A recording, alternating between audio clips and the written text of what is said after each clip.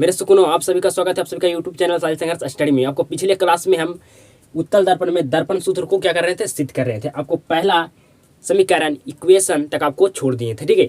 आपको यहाँ तक मैं पिछले क्लास में कंप्लीट कर दिया था, ठीक है। आप पिछले क्लास को जाकर देख लीजिएगा कि आपका पहला समीकरण तक आ गया था, ठीक है। आपको बताए थे कि पहला त्रिभुज ये आपको है और दूसरा त्रिभुज आपका ये है। पहला त्रिभुज ये, आपका दूसरा त्रिभुज ये था, ठीक है। पहला त्रिभुज और दूसरा त्रिभुज जो दोनों क्या था, समरूप त्रिभुज था। जिसका दो कोण बराबर हो या सभी कोण बराबर हो उसे कौन सा त्रिभुज कहते हैं, समरूप त्रिभुज। आपको अवतल दर्पण में जब दर्पण सूत्र सिद्ध कर रहे थे वहाँ पर भी आपको बिल्कुल बेहतर ढंग से बताए थे।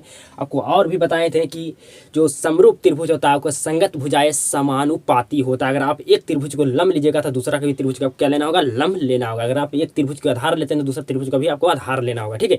तो यहाँ तक आपको बिल्कुल अच्छे तरीके से समझ में आ गया होगा, ठीक है। अब आपको लेना होगा त्रिभुज तीसरा और 4 नंबर, 3 नंबर त्रिभुज और 4 नंबर त्रिभुज। यहाँ पर त्रिभुज बहुत सारा बन रहा है लेकिन हमें 4 त्रिभुज का उपयोग करना है दर्पण सूत्र सिद्ध करने के लिए, ठीक है। तो आपको पहला त्रिभुज और दूसरा त्रिभुज का आपका से पहला इक्वेशन आया था। आपका ये त्रिभुज क्या, तीसरा त्रिभुज और ये आपका चौथा त्रिभुज है। देखिए यहाँ से तीसरा त्रिभुज है, ये आपका तीसरा त्रिभुज है, ये आपका क्या है, चौथा त्रिभुज है। समझ में आपको आ रहा होगा, ठीक है। तो आपको लिखना है पुनः त्रिभुज NPF, तीसरा त्रिभुज है ना आपका, देखिए तो NPF समरूप है त्रिभुज। चौथा त्रिभुज क्या है, A डैश B डैश और F, यह है ना पर त्रिभुज दिख रहा है ना। आपको बिल्कुल अच्छा तरीका समझ में आना चाहिए। A डैश B डैश और F आपका क्या है, चौथा त्रिभुज है। A डैश B डैश और आपका F क्या है, तीसरा चौथा त्रिभुज है। 4 नंबर त्रिभुज है। तीसरा से तो आपका यह था NPF, तीसरा या चौथा का त्रिभुज क्या है, A डैश B डैश और आपका क्या है, F है। तो समरूप है, ठीक है। तो दो आगे जब त्रिभुज दो भुजाएं अगर दो कोण दो त्रिभुज का बराबर हो या सभी कोण बराबर हो तो उसे कौन सा त्रिभुज कहते हैं, समरूप त्रिभुज। तो अगर आप एक त्रिभुज का लंब लेते हैं, NPF त्रिभुज का लंब लेते हैं तो आपको A dash B dash F त्रिभुज का आपको भी लंब लेना होगा। तो लंब लीजिए पहले, आपको इसका लंब क्या है, NP, इसका लंब क्या है, A डैश B डैश। आपको मैथ जब त्रिभुज चैप्टर पढ़ाएंगे ना उसमें और बिल्कुल बेहतर ढंग से समरूप त्रिभुज क्या होता है उसमें और अच्छा तरीके से समझ में आ जाएगा। तो लास्ट में इसको आपको रिवीजन करा दूंगा, आपको लास्ट में रिवीजन करने के लिए देखने के लिए मिलेगा, ठीक है। तो लंब ले लीजिए तीसरा त्रिभुज का और चौथा त्रिभुज का, ठीक है। अब लेते हैं तीसरा त्रिभुज का आधार, तो आपको चौथा त्रिभुज का भी लेना होगा आधार, बराबर तीसरा त्रिभुज का आधार क्या है, क्या आधार है, PF आपका तीसरा त्रिभुज के क्या है, आधार है PF। चौथा त्रिभुज का आधार क्या है, B डैश F, क्या है B डैश और आपका F, B डैश और F आपका इसका आधार है। 4 नंबर त्रिभुज का 3 नंबर त्रिभुज का आधार है BF हमसे बोला जाता है, सॉरी, P और F है आपका तीसरा त्रिभुज का आधार जो ऊपर में लिखे हैं, चौथा त्रिभुज का आपका आधार है, ठीक है। तो क्या जो AB का आपका हाइट है, ऊंचाई है, क्या NP का भी उतना हाइट है। तो क्या हम NP के स्थान पर हम का AB लिख सकते हैं। पिछले जो आपको अवतल दर्पण सिद्ध कराए थे दर्पण सूत्र, अवतल दर्पण में दर्पण सूत्र, उसमें आपको बिल्कुल अच्छे तरीका से बताए थे, ठीक है। तो जी इतना इसका हाइट है AB का उतना हाइट ही NP का है, तो हम लिख सकते हैं। तो NP के जगह पर हम AB लिख सकते हैं, AB और नीचे A डैश B डैश बराबर यहाँ पर त्रिभुज छूट गया था, PF बटा B डैश और F, ठीक है। क्यों लिख रहे हैं हम NP के जगह पर AB, तो क्योंकि ये इक्वेशन, ये समीकरण पहला समीकरण, ये दूसरा समीकरण आपका हो गया। तो दोनों समीकरण को बराबर करने के लिए AB और A डैश और B डैश, यहाँ देखिए तो A डैश और B डैश मिल रहा है, कट जाएगा तो आपको बचेगा ये और ये बचेगा, ये साइड वाला आपका दाएं साइड वाला बचेगा, ठीक है। तो यहाँ पर लिख देना आपको, इसीलिए AB बराबर NP लिख सकते हैं, या आप NP बराबर AB भी लिख सकते हैं। बराबर में आप NP इधर लिखिए, चाहे इधर लिखिए, या AB इधर लिखिए, चाहे AB इधर लिखिए, ठीक है। आप NP भी इधर लिख सकते हैं और AB इधर लिख सकते हैं, ठीक है। कोई भी आपको फर्क पड़ने वाला नहीं है, बराबर है दोनों, ठीक है। तो आपका क्या हो गया, यहाँ से AB और A डैश और B डैश बराबर PF और बटा B डैश और F हो गया, ठीक है।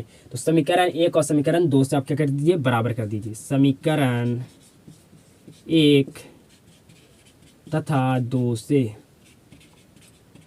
तो आपका ये कट गया, ये कट गया और ये कट गया, ठीक है। अब बचा क्या, B C B dash C बराबर P F B dash F, ठीक है। ये आपको क्या ये प्राप्त हो गया, ये दोनों समीकरण को हम बराबर कर दिए, तो ये दोनों क्या था, बराबर था, सेम था, कट गया, ये आपको बचा, ये बचा, ठीक है। आपको समझ में आ रहा होगा बिल्कुल बेहतर ढंग से, ठीक है। अब आगे सोल्यूशन करते हैं। बी से सी तक हमको पहुंचने के लिए क्या क्या हमें जोड़ना पड़ेगा, हमको बी से सी जाना है तो हमें पहुंचने के लिए क्या क्या हमको जोड़ना पड़ेगा। बी से सी दूरी क्या होता है आपको पता है क्या, इसको पहले से आपको मान पता है कि बी से सी की दूरी को कहते हैं फोकस दूरी या यू कहते हैं, पता आपको तो नहीं है, कुछ इसका एग्जैक्ट मान पता है, नहीं पता है कि बी से सी की दूरी को क्या कहते हैं, हमें मालूम नहीं है, तो इसलिए हम बी से सी मालूम नहीं है, तो हमको पहले चलना होगा बी से पी। कहाँ चलना होगा, बी से चलना होगा पी से फिर हमको चलना होगा प्लस करके सी, ठीक है। क्योंकि हमको बी से सी को एग्जैक्ट वैल्यू एग्जैक्ट मान हमें पता नहीं है, इसका बी से सी का दूरी क्या होता है हमें पता नहीं, इसलिए हमको इस तरह से करना पड़ रहा है। पहले हमको चलना पड़ेगा बी से पी फिर पी से सी, ठीक है। बी डैश सी क्या इसका दूरी आपको पता है, इसका वैल्यू एग्जैक्ट पता नहीं पता है, तो बी से सी हमें निकालने के लिए पहले हमें चलना होगा पी से सी फिर इसमें से घटा देंगे बी डैश, पी और बी डैश घटा देंगे, क्या घटा देंगे, पी और बी डैश, तो इसका दूरी निकल जाएगा ना। देखिए तो इस तरह से आपका है, ये पी आपका है, ये आपको क्या है बी डैश है, ये आपको क्या है सी है, ठीक है, सी है। तो हम पहले आपको कहाँ चलने का है कि बी से सी चलो, बी से सी चले, इसमें से घटाना क्या आपको, पी और बी डैश घटा दें क्या, यहाँ से दूरी निकल गया, ये दूरी निकल गया ना, बिल्कुल। पी और बी डैश आपका हो गया, पी और बी डैश लिखेंगे तो बी डैश और सी डैश का हमारा क्या हो जाएगा, दूरी हमको निकल गया ना, बिल्कुल आपको समझ में आ रहा होगा बेहतर ढंग से। तो बी डैश और सी डैश हमें वैल्यू पता नहीं था, एग्जैक्ट मान पता नहीं था, तो हम पहले बी से सी चलें, उसमें से घटाना है पी और बी डैश, तो हमारे इतना दूरी निकल जाएगा, ठीक है। अब आगे आपको समझना है, बराबर पी एफ आपको पता है कि पी एफ को फोकस दूरी कहते हैं, तो इसको इसी तरह क्या कीजिए, रहने दीजिए, इसको अगला स्टेप में लिखेंगे, ठीक है। बी डैश और एफ क्या तो आपको दूरी पता है, इसको एग्जैक्ट मान पता है, बी डैश और एफ का आपका क्या वैल्यू होता है आपको पता है, नहीं पता है, तो इसको क्या करना होगा, हमको घटाना होगा। पहले हमको कहाँ से चलना होगा, दर्पण में हमेशा दूरी मापा जाता है क्या से, ध्रुव से, पोल से, पी से, तो हमें बी डैश और एफ निकालना है, कैसे निकालना, बी डैश और एफ निकालना, तो हमें कहाँ चलना होगा, पी से एफ चलना होगा, कहाँ चलना होगा, पी से एफ चलना होगा, कहाँ चलना होगा, पी से एफ चलना होगा, और फिर घटाना होगा हमको पी से बी डैश में घटाएंगे तो क्या हमारा दूरी निकल जाएगा, बी डैश एफ का बिल्कुल निकल जाएगा, इतना घटा देंगे, यहाँ से कट गया तो यही बचा हमारा, ठीक है। तो आपको यहाँ तक समझ में आ गया होगा क्यों हम ऐसा कर रहे हैं, क्योंकि हमको एग्जैक्ट मान उसका पता नहीं है, हमें डायरेक्ट कहाँ पता है कि बी डैश और सी डैश की दूरी को हम क्या कहते हैं, नहीं हमको पता, इसलिए हमको क्या करना पड़ रहा है, घटाना पड़ रहा है, उसका दूरी निकालना पड़ रहा है, घटा के या जोड़ के उसको दूरी को हमको निकालना पड़ रहा है, ठीक है। यहाँ तक आपको समझ में आ गया होगा, ठीक है, आपको बिल्कुल बेहतर ढंग से समझ में आ गया होगा। अब बताइए बी से पी की दूरी को क्या कहते हैं, बी से पी की दूरी को क्या कहते हैं, यहाँ से बी से पी की दूरी क्या कहते हैं, आपको बताए थे शुरू में कि वस्तु की दूरी कहते हैं, पी से बी की दूरी क्या कहते हैं, वस्तु की दूरी। अब वस्तु आपका उत्तल हो या अवतल हमेशा क्या होता है, निगेटिव होता है, तो आपको लिखना होगा माइनस फिर प्लस पी से सी की दूरी क्या कहते हैं, वक्रता त्रिज्या कहते हैं, क्या कहते हैं, वक्रता त्रिज्या, किससे सूचित करते हैं, तो आर से सूचित करते हैं, बटा, ठीक है। आपको यहाँ तक बिल्कुल समझ में आ रहा होगा कि बी से सी की दूरी को क्या कहते हैं, वक्रता त्रिज्या, पी से सी की दूरी क्या कहते हैं, तो वक्रता त्रिज्या आर, आपको पता होगा, प्लस होगा माइनस प्लस, क्योंकि आपका उत्तल दर्पण है, जो दाएं साइड का जो दूरी होता है आपका ध्रुव से, जो क्या होता है पॉजिटिव होता है, जो आपका बाएं तरफ का जो दूरी होता है वो नेगेटिव होता है, दाएं तरफ का जो आपका दूरी होता है ध्रुव से वो क्या होता है पॉजिटिव होता है, आपको ध्यान में रखना होगा, आपको शुरू में ही बताया बिल्कुल अच्छा तरीका से चिन्ह परिपाटी के अनुसार, ठीक है। तो यार हो गया आपको क्या, पी से सी की दूरी क्या कहते हैं, वक्रता त्रिज्या कहते हैं, तो आर इसको सूचित करते हैं वक्रता त्रिज्या को, आपको स्टार्टिंग में ही बेहतर ढंग से बताए थे आपको पिछले वीडियो में, ठीक है। अब हमें क्या करना होगा, पी से बी डैश की दूरी को क्या कहते हैं जी, पी से बी डैश की दूरी को क्या कहते हैं, आपको बताया था शुरू में कि इसको प्रतिबिंब की दूरी कहते हैं, और प्रतिबिंब की दूरी कैसे सूचित करते हैं, तो क्या करते हैं, तो भी से, तो यहाँ जो माइनस हो गया प्लस प्लस, क्योंकि ये साइड आपका ध्रुव से आपका जो दाएं साइड है क्या होता है, दूरी आपका पॉजिटिव होता है, ठीक है। बराबर पी से एफ को दूरी क्या कहते हैं, तो फोकस दूरी कहते हैं। एफ यहाँ लिख दीजिए। पी से एफ को दूरी क्या कहते हैं, फोकस दूरी, आपको पता होगा। पी से एफ को दूरी क्या कहते हैं, पी से एफ को दूरी क्या कहते हैं, फोकस दूरी कहते हैं, ये आपको पता होगा। बी पी और बी डैश को दूरी को क्या कहते हैं, पी और बी डैश को दूरी को क्या कहते हैं, पी और बी डैश को दूरी क्या कहते हैं, यहाँ जो लिखे यहाँ लिखिए प्लस भी, प्लस भी। पी से बी डैश को दूरी को क्या कहते हैं, तो प्रतिबिंब की दूरी को कैसे सूचित करते हैं, भी से सूचित करते हैं, डिनोट करते हैं भी से। यहाँ तक आपको बिल्कुल समझ में आ गया, कोई भी दिक्कत, कोई भी समस्या, कोई भी प्रॉब्लम नहीं होगा, ठीक है। आपको मात्र यहाँ पर क्या समझना है, बिल्कुल आपको क्या समझना है, आपको त्रिभुज कि आपको त्रिभुज कहाँ कहाँ बन रहा है, ये आपको समझ में आ गया ना जी। तो इसके बाद कोई इस जो आपका सिद्ध कर रहे हैं इसमें कोई भी दम नहीं है, ठीक है। खाली आपको समझ में आ जाना चाहिए कि त्रिभुज आपका पहला त्रिभुज कहाँ से कहाँ, दूसरा त्रिभुज आपको कहाँ कहाँ, तीसरा त्रिभुज आपको कहाँ से कहाँ, चौथा त्रिभुज जो आपका 4 नंबर त्रिभुज जो कहाँ है, बस इतना समझ लीजिए। आपका दम सिद्ध होने में आपका बच्चा जैसा खेल है, अब बच्चा भी सिद्ध कर देगा अगर यहाँ समझ गया। आपको बिल्कुल बेहतर ढंग से समझ में आ गया हो कि त्रिभुज आपका ये त्रिभुज का ये कौन है, पहला त्रिभुज का यही कौन है, दूसरा त्रिभुज का यही कौन है, मतलब यहाँ से ये जो आपका दूसरा त्रिभुज है यहाँ से आने का आपका पहला त्रिभुज है, और तीसरा त्रिभुज आपका ये देख रहे हैं, ये आपका चौथा त्रिभुज एकदम छोटा सा है। आपको बिल्कुल अच्छा तरीके से समझ में आया होगा। अब इसको आगे सोल्यूशन करते हैं।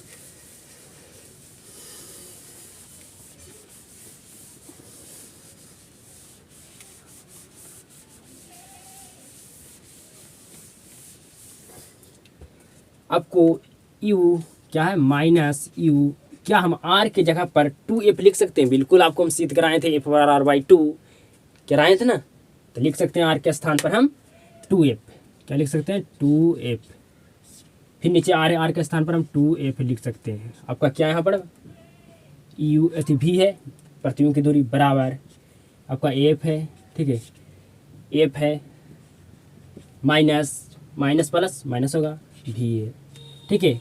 अब आपको क्या करना है, क्रॉस मल्टीप्लाई, क्रॉस मल्टीप्लाई, तो मल्टीप्लाई कीजिए minus you plus 2f into F minus भी इंटू बराबर एफ 2f माइनस भी, आपको क्या कर देना, दोनों को मल्टीप्लाई कर देना।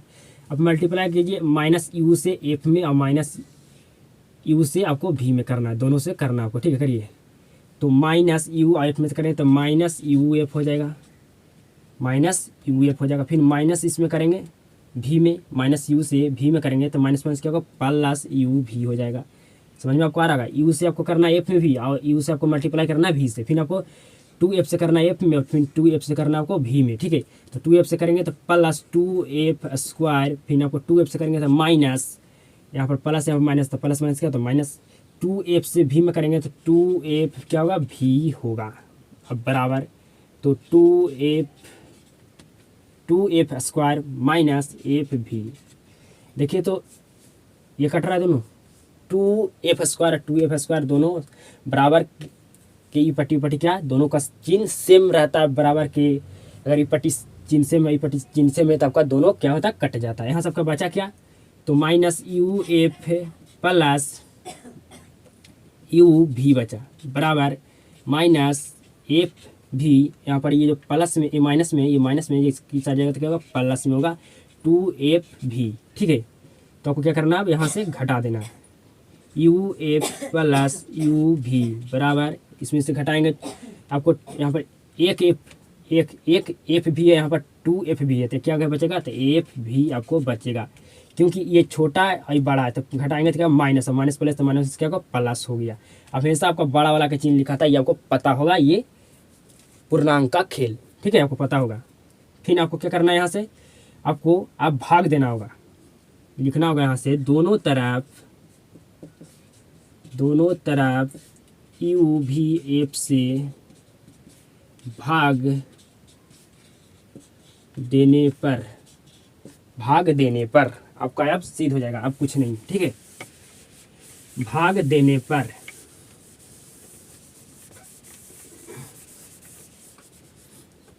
तो भाग दीजिए, तो माइनस यू एफ बटा, भाग देना आपको कैसे से, यू भी एफ से, फिर प्लस यू भी में आपको भाग देना यू भी एफ से बराबर क्या आपका एफ बी में भाग देना आपको क्या चीज़ से, तो आपको देना यू भी एफ से। देखिए तो यहाँ से कट रहा है, यू से यू, एफ से एफ, भी से भी, यू से यू कट गया, यहाँ एफ से एफ, यहाँ भी से भी, बचा क्या चीज़ -1/v प्लस यहाँ क्या बचा जी 1/f बचा ना, हाँ बराबर यहाँ क्या बचा 1/u बराबर में ये बचा। आपको क्या करना था, सिद्ध करना था 1/f बराबर 1/u प्लस 1/v, जो आपको माइनस में प्लस में, ठीक है। यही ना आपको प्रमाणित करना था जी, प्रमाणित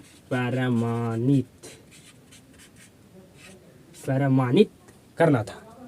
आपको समझ में आ गया होगा, यही आपको दर्पण सूत्र था। देखिए ये आपको ये साइड भी लिख सकते हैं, दर्पण सूत्र को हम 2 से 3 जगह लिख सकते हैं क्योंकि ये प्लस में, ठीक है। तो प्लस में तो हम यहाँ आपको क्या कर सकते हैं, यू 1/v 1/u भी हम लिख सकते हैं। इस तरह से भी आपका दर्पण सूत्र होता है, ठीक है। यहाँ हम उस प्लस के सामने, प्लस के जो आपको पास है, प्लस में है जो आपको प्लस के, आपको यू इधर भी कर सकते हैं, यू पहले भी लिख सकते हैं या भी पहले लिख सकते हैं या भी को बाद में कर सकते हैं या यू के भी बाद में कर सकते हैं, ठीक है। तो आपको दर्पण सूत्र क्या हो गया, आपका सिद्ध हो गया, आपको प्रमाणित कर दिए किस तरह से आपका दर्पण सूत्र को सिद्ध किया जाता है उत्तल दर्पण में। तो आपका प्रकाश का प्रवर्तन आपका चैप्टर पूरे तरह से समाप्त हो गया। आप देखिएगा क्वेश्चन बैंक उठा के आपका एक भी प्रश्न नहीं छूटेगा, आपको हर टॉपिक में पढ़ाया हूँ, एक टॉपिक भी नहीं छोड़ा हूँ, ठीक है। आपको अवतल दर्पण उत्तल दर्पण में आपको दर्पण सूत्र सिद्ध करने के लिए सिखा दिए। आपको अवतल उत्तल दर्पण में आपको F/R/2 दोनों सिद्ध करने के लिए सिखा दिए। आपका चैप्टर हो गया समाप्त। अगला चैप्टर में अगला क्लास आपको देने वाले हैं जिसमें आपको ऑब्जेक्टिव और सब्जेक्टिव कराएंगे। आपका प्रकाश का प्रवर्तन चैप्टर से एक भी आपका समस्या, कोई भी दिक्कत, कोई भी परेशानी आपको नहीं होगा। आपका एक भी प्रश्न नहीं छूटेगा, कोई हर प्रश्न आपसे बनेगा। फिर उसके बाद प्रकाश का प्रवर्तन चालू करने वाला है चैप्टर आपका फिजिक्स का दूसरा नंबर, क्योंकि दोनों जो आपका चैप्टर है एक दूसरे के साथ सम्मिलित है, एक दूसरे के साथ इस चैप्टर दोनों का संबंध है। आपको इसमें दर्पण पढ़े, उसमें आपको लेंस पढ़ाएंगे, ठीक है। आपको बेहतर ढंग से समझ में आएगा, ठीक है। तो अगर आपको क्लास पसंद आता है, अगर क्लास को आपको अच्छा लगता है तो ज़्यादा लोगों तक शेयर कीजिएगा। नेक्स्ट क्लास में उसके साथ मुलाकात होता है। क्लास देखने के लिए धन्यवाद।